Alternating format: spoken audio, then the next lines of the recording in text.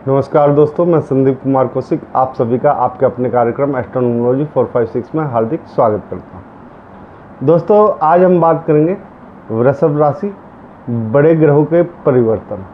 ठीक है, 2025 से 2030 तक के बीच में जो जो घटनाएं होंगी उनके संदर्भ में ही ये कार्यक्रम है, ये वीडियो है। दोस्तों, क्या आपके साथ अच्छा होगा और किन चीज़ों में आपको सावधानियां बरतने की ज़्यादा आवश्यकता पड़ेगा। तो सबसे पहले आप ये इनकी कुंडली देख रहे हैं, यानी कि चार्ट, और एक एक ग्रह के हिसाब से मैं आप लोगों को इसके जो परिवर्तन है उनके बारे में बताता जाऊंगा।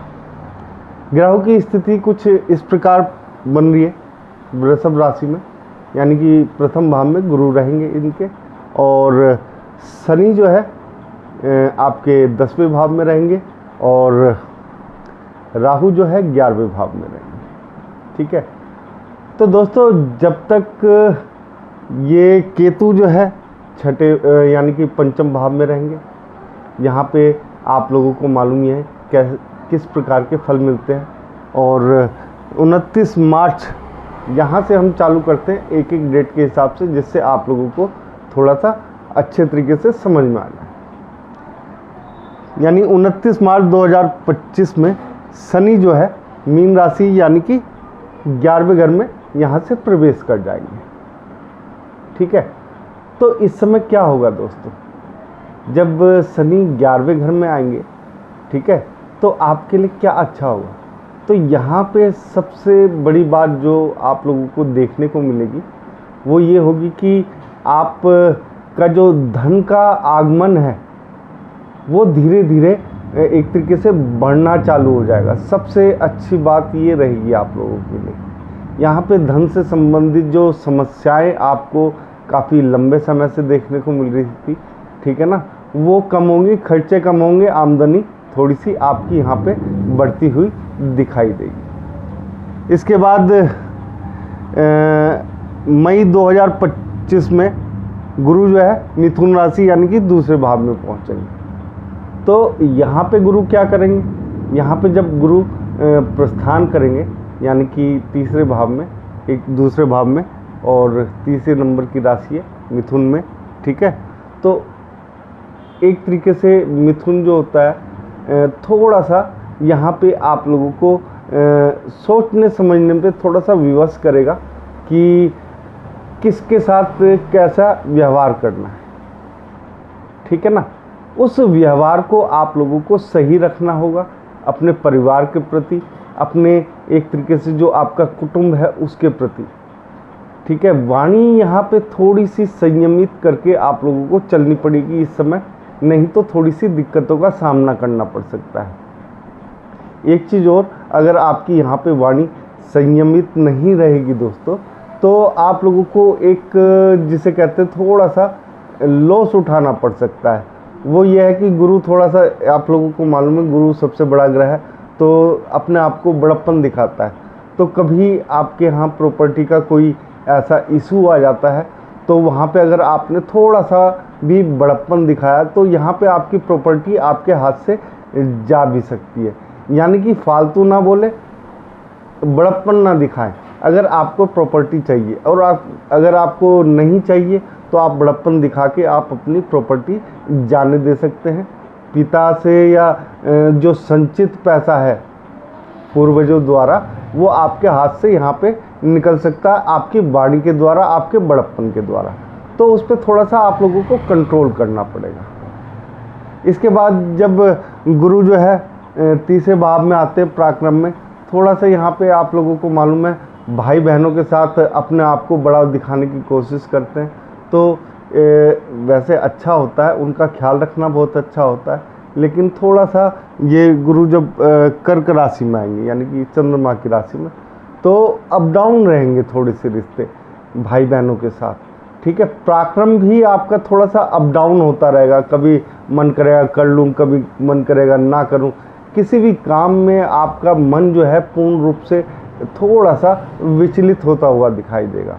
यहाँ पे आप लोगों को जो ध्यान रखने वाली बात है वो ये है कि एक तरीके से पूर्णिमा के दिन आप लोगों को यहाँ पे खीर जो होती है वो बना के पूरे परिवार में बैठ के खानी है। और अगर आप नहीं खा सकते हैं तो अपने से बड़े या आपके जो गुरु वगैरह हैं उन्हें आप खिला सकते हैं, ठीक है ना, खीर बनाकर। ये नॉर्मल चीज़ है, ये कोई भी कर सकता है। इसके बाद दोस्तों राहु कुंभ में आ जाएगा, ठीक है ना। अब राहु से ले लेते हैं। राहु जब कुंभ में आएगा तो क्या करेगा, यहाँ पे राहु जो है जब कुंभ में आ जाएगा तो एक तरीके से आपको जो प्रमोशन है, जो अटके पड़े थे, एकदम से प्रमोशन हो जाएगा आपका। कहीं बाहर कंपनी की तरफ से टूर पे जा सकते हो आप लोग, ठीक है ना। उसके अलावा एक तरीके से आप ये समझ के चलिए कि जो आपसे थोड़े से बिगड़ गए थे काम, वो थोड़े से सुधरने चालू हो जाएंगे, अचानक से सुधार आ जाएगा उन कामों में। यानी कि एकदम से कुछ भी हो सकता है। नौकरी से संबंधित क्षेत्र में कुछ भी मुमकिन हो सकता है। जिस चीज़ की आप लंबे समय से आस लगाए बैठे थे, वो काम एकदम से पूर्ण हो सकता है बिना किसी पूर्वाभास के। यानी आपको पता भी नहीं लगेगा और वो काम एकदम से अचानक से हो जाएगा। थोड़े से बाहर के दौरे हो सकते हैं कंपनी की तरफ से। ये सब नॉर्मल चीज़ें रहेंगी आपके साथ इस समय। इसके बाद दोस्तों शनि जब मेष में आ जाएंगे, यानी कि प्रथम राशि में आ जाएंगे, 12वें भाव में, थोड़ा सा विदेश जाएंगे, आपको थकाएंगे। आपके पैर जो है ना थोड़े से जैसे आदमी लंबा दौड़ता है उस तरीके से दौड़ेंगे, लेकिन आपके पैर थकेंगे, आप थकान महसूस करोगे। इस समय बाहर के चांसेस ज़्यादा रहेंगे। कब से, देखो फरवरी 2028 से ये समय आपका चालू हो जाएगा। यानी कि आपका विदेश जाने का जो सपना है ना वो थोड़ा सा साकार होगा। उसमें क्या है कि थोड़ा सा दूसरे लोग जो है आपकी हेल्प कर देंगे, आपके जो जानने वाले हैं खास तौर से। यहाँ पे आप लोगों को एक लाभ और मिल जाएगा कि अगर आप लोगों को कुछ अच्छे व्यक्ति मिलने की संभावना है, जो व्यक्ति आपकी वे वजह, यानी कि जैसे मानवता के नाते कोई किसी की हेल्प कर देता है तो वो यहाँ पे आपकी हेल्प करते हुए दिखाई देंगे आप लोगों को, ठीक है। तो यहाँ पे आप लोगों को थोड़ा सा एक तरीके से समझा जाए तो प्रभु का साथ भी मिलता हुआ दिखाई दे रहा है विदेश के भाव में। तो यहाँ पे आप लोगों के लिए काफ़ी अच्छा रहेगा शनि का गोचर। इसके बाद जब गुरु कर्क में आएंगे वो तो मैंने आप लोगों को बता ही दिया है। ये मई 2026 में जब आएंगे तो उसका उपाय भी बता दिया मैंने।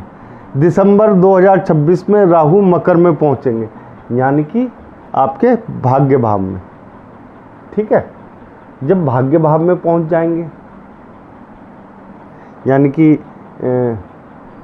भाग्य भाव में पहुंचेंगे, तो यहाँ से एक तरीके से ये समझिए कि आप जो है ना थोड़ा सा भाग्य जो है ना एकदम से ऊपर एकदम से नीचे थोड़ा सा अप डाउन चलेगा। लेकिन यहाँ पे कभी कभी राहु जो है, जो स्थितियाँ बन रही हैं आप लोगों के बहुत ही अनुकूल बन रही हैं। यानी कि राहु यहाँ पे आप लोगों को फ़ायदा देता हुआ भी दिखाई दे रहा है। जिस प्रकार से केतु यहाँ पे थोड़ा सा डिस्टर्ब कर देगा आपके पार्टनर को और आप लोगों को भी, तो यहाँ पे एक तरीके से किसी भी चीज़ की कामना जो होती है ना, जैसे पराक्रम भाव है, पराक्रम भाव आपका अच्छा हो जाएगा। भाई बहनों के साथ रिश्ते अप डाउन रहेंगे, ठीक है ना। किसी भाई के साथ आपका रिश्ता भी टूट सकता है इस दौरान, ठीक है ना। जब राहु मकर में जाएंगे उस दौरान आपका भाई बहनों के साथ रिश्ता टूट सकता है। तो यहाँ पे मैंने पहले भी बता चुका हूँ कि वाणी को अपनी संयमित रखना ही होगा, नहीं तो आप लोगों को दिक्कतों का सामना करना पड़ेगा। तो मेन खेल जो है आप लोगों का वाणी से संबंधित है। वाणी आपका खेल बिगाड़ सकती है। राहु जब पराक्रम भाव को देखेगा तो यहाँ पे काफ़ी अच्छा रहेगा, लेकिन केतु जो है थोड़ा सा डिस्टर्बेंसिंग हो जाता है। जिस प्रकार से जब केतु जो है यहाँ पे पहुँचेगा, यानी कि चतुर्थ भाव में पहुँचेगा, तो यहाँ पे केतु जो है ना, अगर आप आस लगाओगे किसी चीज़ की तो वो चीज़ आपसे दूर भाग जाएगी। तो आस नहीं लगानी, एकदम से काम हो जाएंगे आप लोगों की।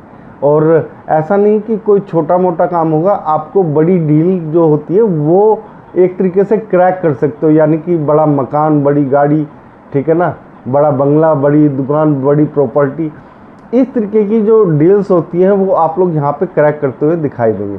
यानी कि कुल मिला के देखा जाए तो आपके लिए ये एक तरीके से स्वर्णिम काल जिसे बोल दें, ठीक है ना, वो हो सकता है दोस्तों।